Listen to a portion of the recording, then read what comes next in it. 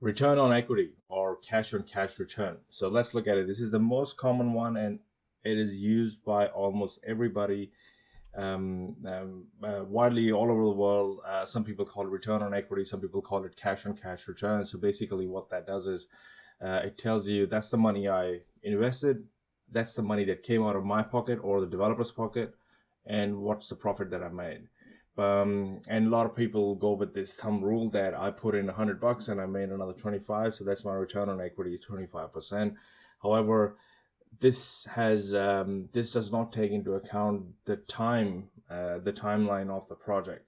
So let's look at what it's got. So a return on investors' cash or equity or profit generated. That means each dollar of equity generated an X amount of profit, and the amount of net income return as a percentage of shareholders' equity.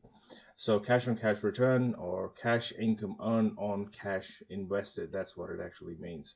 So project feasibility, again, is a complex and evolutionary process based on you've got to assess different various costs, and you've got to assess the gross realization value and the project timeline that is determining the total time required by the project from start to finish. And when the costs will be incurred, that means the project outflows, all the time that the money will keep going out of your pocket. And when the payback period, that is when would the project return its profit. So all the time when the money just keeps going out of the pocket, that means the developer's got to keep putting in money into the project until the project is built, it's sold, it's settled. The settled means all the contracts that you've sold or pre-sales that you've got have already settled. That means they are now the owner of the units that you develop. Until that time, all the debt is paid out. That's when the developer actually sees the cash. So you got to keep into account all the project outflows and all the inflows of the project. So let's look at the next slide.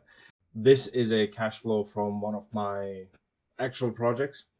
And I'm sorry, but because this project was over 32 months, I can't zoom in further than that and be able to have this image fit onto the slides. But in a nutshell, everything that this is the line that represents zero value of cash inflows and outflows, and everything above is positive, everything below is a negative. So what this is telling you is this, that yeah, I spent a little bit of money here getting my due diligence done, getting my town planning permit, and then bang, there's a big spike here. Why? Because I had to settle on the land at that time, and then we carried the land out, spent a little bit of money on building permit or getting all the working drawings ready so that we can start the construction. So this is probably the town planning expense. Then this little hump over here is probably the building permit expenses, the outflows of the project. And then you see the bell curve here. This is where the construction money was paid. And that's when the sales that took 3 months, 1, 2, and 3, or 4 months in this instance, for example, when all my pre-sales and all my contracts started settling. And then I had to pay a little bit of a tax towards the end. That's what it tells me, that overall these were my outflows. Everything below zero was my outflows. That means money was going out of my pocket. And then when we had all the money that came in, hopefully what you want to do to make sure is that the sum of all of these outflows is less than all the inflows that you're going to get in the project. So let's look at what they look like. So this is just some numbers, and I wanted to prove a point to you, which is regarding the timeline. So in this scenario, we have a timeline of total 8 periods. So that means what I'm saying here is that my construction is going to be 8 periods. Now this is one of my really early 2-minute phases that I put together. It is pretty good, and I still use it, but I don't use it that often because the new one has replaced this and is far more accurate than it used to be. But I had an iterative model where I didn't have to worry, and the whole sheet just kept iterating until I got to a level. But anyway, What this is doing is the biggest flaw with this one is that I only have about 8 periods in there for construction. That it's going to take me 8 months to build the project, and that is probably the only timeline that I've got in there. Based on that, it tells me my finance costs are going to be 18,460, and my development margin is going to be about 20%. In this scenario, if I was to do a sensitivity analysis, let's say in this scenario, I assume that my sales can move up or down in 5% increment. So if my sale value was 0, that's the profit I would make. And if my sale profit, this is profit per unit. And if my sales kept going 5% or 10%, that's what it will look like. And if they decline less 5% or less 10%, that's what it will look like. And then we've got cost, and we are doing the same thing on the cost on the left side on this column here, where the cost is 0 and sale price is 0. That's the money that I make.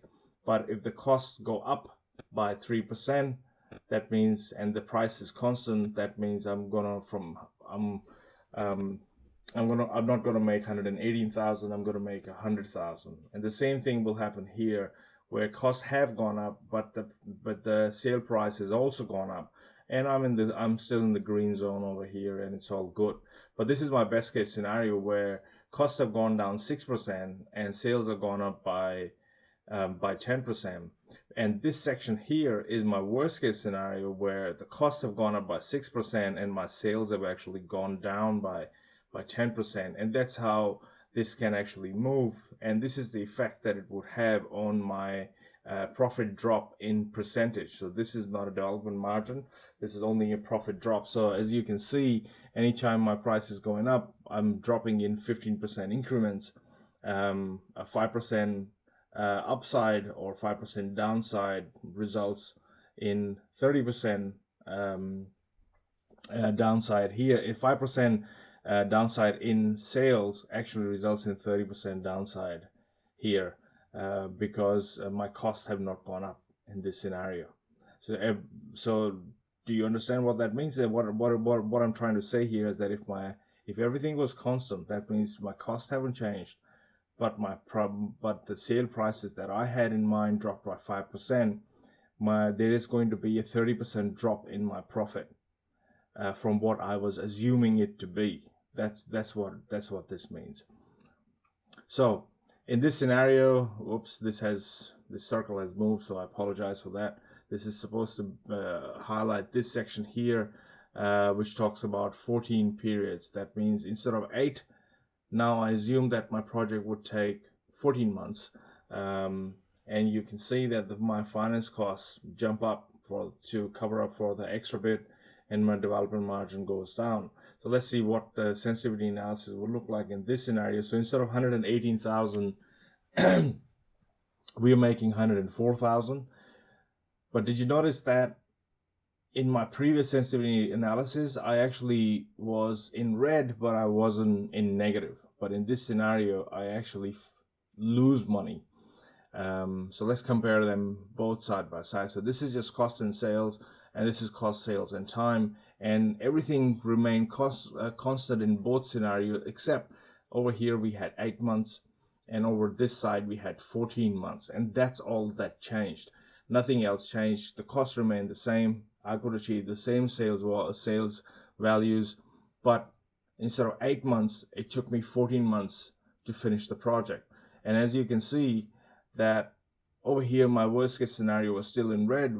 That means I would have only made about $12,000 here, but over here I actually end up losing $2,728.